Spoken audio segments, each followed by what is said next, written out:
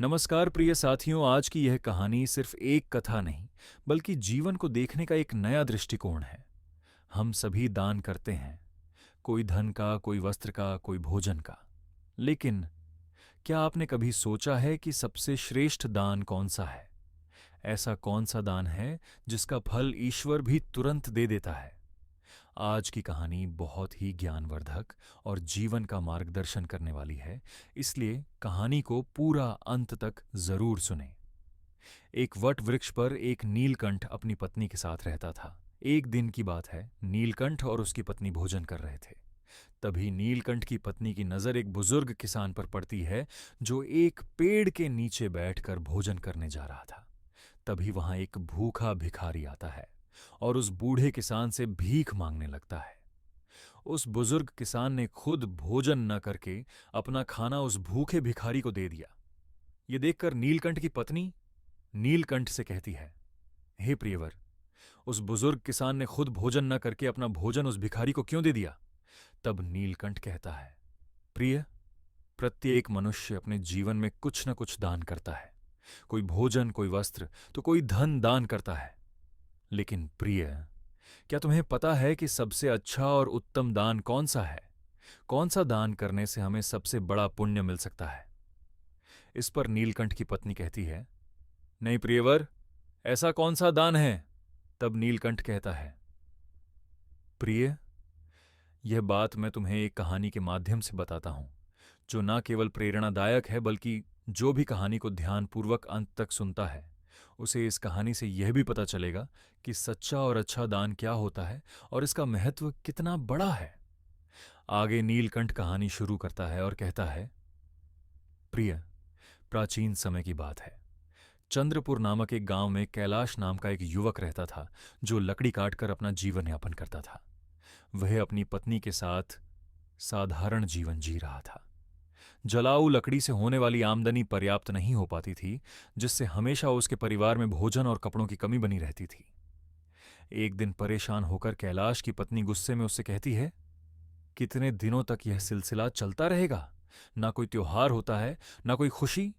इस लकड़ी काटने के काम को छोड़कर तुम नगर जाकर कोई और काम ढूंढ लो। कब तक हम यूं ही कठिनाइयों और गरीबी में जीवन बिताएंगे? कैलाश ने बड़े प्यार से उत्तर दिया, भाग्यवान, मैं हमेशा तुम्हारी बात मानता हूं, लेकिन मैंने पहले भी कहा है कि मैं यह गांव नहीं छोड़ सकता। शहर में यहां के जैसी शांति नहीं मिलेगी। और हां, मैं नहीं चाहता कि यह विषय हमारे बीच दोबारा आए। उसकी पत्नी ने कहा, ठीक है, जैसा तुम्हें सही लगे। खाना तैयार है, खाकर लकड़ी काटने चले जाओ। भोजन करने के बाद कैलाश लकड़ी काटने के लिए जंगल की ओर निकल पड़ा। चलते चलते वह काफी दूर पहुंच गया। वह सोचने लगा, आज तो बहुत दूर आ गया हूं। मुझे एक बड़ा पेड़ चाहिए जिससे आज अच्छी आमदनी हो जाए। लेकिन ऐसा कोई बड़ा वृक्ष नजर नहीं आ रहा। वहां एक पेड़ है, पर छोटा है। चलो, आज के लिए इसी से काम चला लेता हूं। कैलाश ने वह पेड़ काटा और सिर पर जलाऊ लकड़ी का गट्ठर रखकर नगर की ओर बेचने के लिए निकल पड़ा। लेकिन नगर पहुंचने पर उसने देखा कि लकड़ी खरीदने वाला कोई नहीं था। वह सोचने लगा, क्या मुझे यह सारी लकड़ियां वापस घर ले जानी पड़ेंगी? तभी रास्ते में एक पंडित ने उसे आवाज लगाई, सुनो, लकड़ी बेचने वाले, इधर आओ। ये लकड़ियां कितने की हैं? कैलाश ने कहा, पंडित जी, आपको सारी लकड़ियां चाहिए या आधी? अगर सारी चाहिए तो कम दाम में दे दूंगा।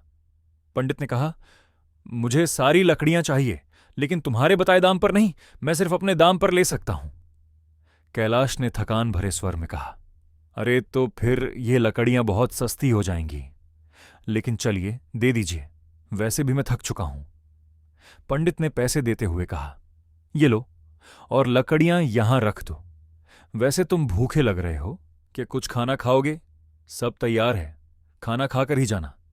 कैलाश ने कहा, मुझे भूख तो बहुत लगी है, लेकिन अगर मैं खाऊंगा तो आपके लिए खाना नहीं बचेगा। रहने दीजिए, मैं घर जाकर खा लूंगा।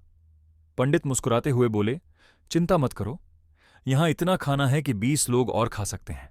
जब भी भूख लगे यहां आया करो। कैलाश ने पूछा, क्या आप हमेशा ही सबको ऐसे खाना खिलाते हैं? पंडित ने उत्तर दिया, जब तक परमात्मा ने मुझ पर कृपा बना रखी है, मैं यह करता रहूंगा। ये सब उनकी मर्जी है। उस दिन कैलाश ने पंडित के घर भर पेट भोजन किया और धन्यवाद देते हुए बोला, पंडित जी, आप बहुत दयालु और नेक दिल इंसान हैं। ऐसा अच्छा काम करने में मैं आपकी मदद करना चाहता हूं। अब से मैं लकड़ियां कम दाम में दिया करूंगा। कैलाश घर लौटा तो पत्नी ने पूछा, इतनी देर क्यों हो गई? क्या आज लकड़ियों का अच्छा सौदा मिल गया? लाओ पैसे। कैलाश ने कहा, सौदा अच्छा तो नहीं था, आज केवल इतने ही मिले हैं। पत्नी चौंक गई। क्या सच में? मैंने सोचा था कि आज शायद 2 गुना कमा कर लाओगे। कैलाश ने बताया कि वह धर्मपाल पंडित के यहां गया था, जो आने जाने वालों को भोजन कराते हैं। उसने कहा, ऐसे लोगों के लिए हमें कुछ करना चाहिए। पत्नी ने पूछा, फिर तो वे बहुत अमीर होंगे, तुमने उनकी मदद कैसे की? कैलाश ने कहा, वे उतने अमीर नहीं हैं जितना तुम सोच रही हो। वे मंदिर के पुजारी हैं और अपनी मेहनत की कमाई से ही सबको खिलाते हैं। मैंने उनकी मदद के लिए कहा है कि मैं उनके लिए लकड़ियां कम दाम में ही काट कर दे दिया करूंगा।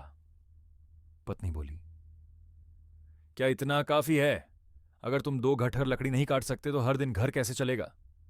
कैलाश ने कहा, मैं अपनी हर कोशिश करूंगा और जो भगवान की इच्छा होगी वही होगा। एक दिन तुम्हें भी वहां ले चलूंगा।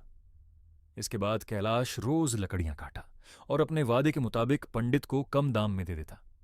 कैलाश जंगल के अंदर बहुत दूर चला गया। उसे एक बड़ा पेड़ दिखा। वह उस पेड़ पर चढ़कर एक मजबूत शाखा काटने लगा। शाखा कटकर नीचे गिर गई। तभी अचानक वहां एक साधु प्रकट हुए और बोले, मेरी तपस्या किसने भंग की? साधु क्रोध से भर गए और बोले, मैं तुम्हें श्राप देता हूं कि तुम कुत्ते बन जाओगे। कैलाश घबरा गया। महाराज, मुझे माफ कर दीजिए। मुझे नहीं पता था कि आप यहां तपस्या कर रहे हैं। साधु बोले, श्राप वापस लेना संभव नहीं है, लेकिन एक उपाय है।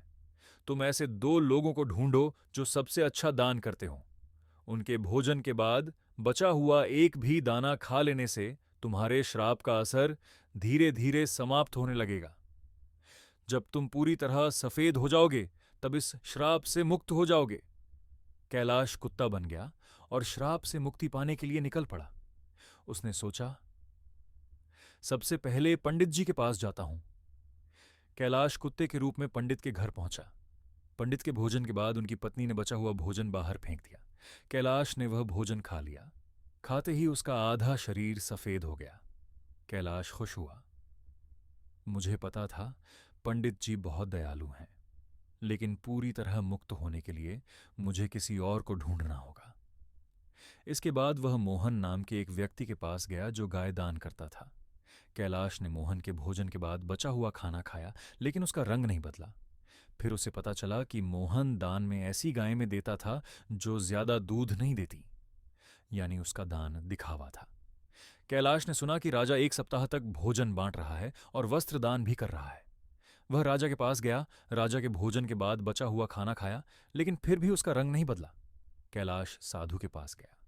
साधु बोले, मोहन का दान सच्चा दान नहीं था, क्योंकि वह ऐसी चीजें दान कर रहा था जिनकी उसे जरूरत नहीं थी, और राजा जो देता है वह भी दान नहीं माना जा सकता, क्योंकि वह खुद नहीं कमाता। वह लोगों के राजस्व से लोगों पर खर्च करता है। सही दान वही था जो पंडित ने भूखे को भोजन देकर किया, भले ही उन्होंने खुद नहीं खाया। कैलाश उदास मन से आगे चला। भूख लगी तो वह सोचने लगा कि कहीं कुछ खाने को मिल जाए। तभी उसने देखा एक बूढ़ा किसान घड़े में पानी लेकर जा रहा था और राहगीरों को पानी पिला रहा था। किसान ने कैलाश को भूखा देखा तो अपने भोजन में से कुछ उसे दे दिया। जैसे ही कैलाश ने वह भोजन खाया, उसका श्राप समाप्त हो गया और वह वापस इंसान बन गया। कैलाश ने किसान को धन्यवाद दिया और खुशी खुशी घर लौट आया।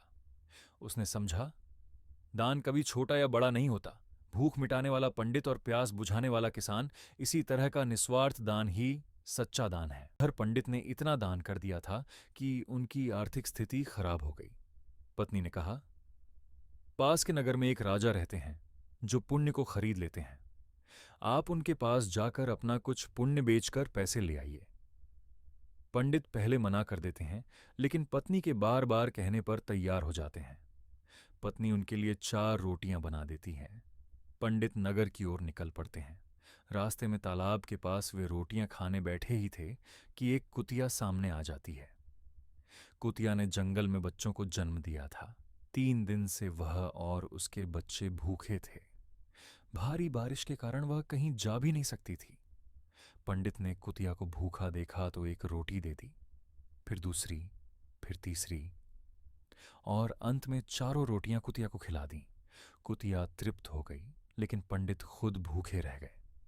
पंडित राजा के पास पहुंचे और बोले, मैं अपना पुण्य बेचना चाहता हूं। राजा ने अपनी पत्नी से पूछा कि पंडित का सबसे बड़ा पुण्य कौन सा है।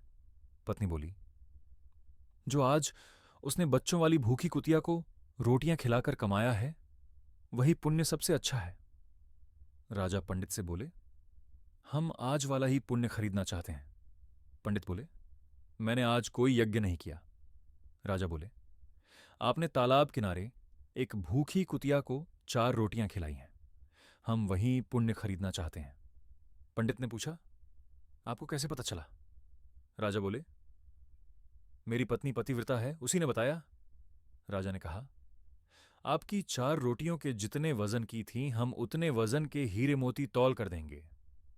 राजा ने 4 रोटियां बनवाईं और तराजू में रोटी रखकर दूसरी ओर हीरे मोती रखवाए, लेकिन रोटी वाला पलड़ा ऊपर नहीं उठा। राजा ने कहा, और रत्न लेकर आओ। यह देखकर पंडित की आंखें खुल गईं। उन्होंने कहा, राजाओं जी, मैं अभी यह पुण्य नहीं बेचूंगा। और पंडित वापस लौट आए। लौटते समय वे उसी तालाब के पास पहुंचे और सोच में पड़ गए। तभी एक संत आए और बोले, क्या बात है पुत्र, बहुत चिंतित लग रहे हो। पंडित ने सारी बात बता दी। संत बोले, तुमने उचित किया। पुण्य का सौदा नहीं किया जाता, वह स्वयं फलदायी होता है। जो मनुष्य जैसा कर्म करेगा, समय आने पर उसका वैसा ही फल मिलेगा। संत ने पंडित को एक पोटली दी। पुत्र, इसे लेते जाओ, इसमें कुछ मेवे हैं। रात्रि के भोजन उपरांत इनका सेवन करना, तुम्हारा कल्याण होगा। पंडित घर लौट आए। भोजन करके बाहर टहलने चले गए। पत्नी की नजर मेज पर रखी पोटली पर पड़ी।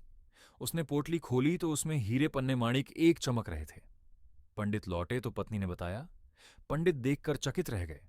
उन्हें समझ आया, यह उसी पुण्य का प्रभाव है जो उन्होंने कुतिया को रोटियां खिलाकर कमाया था, और वह संत साक्षात परमात्मा थे।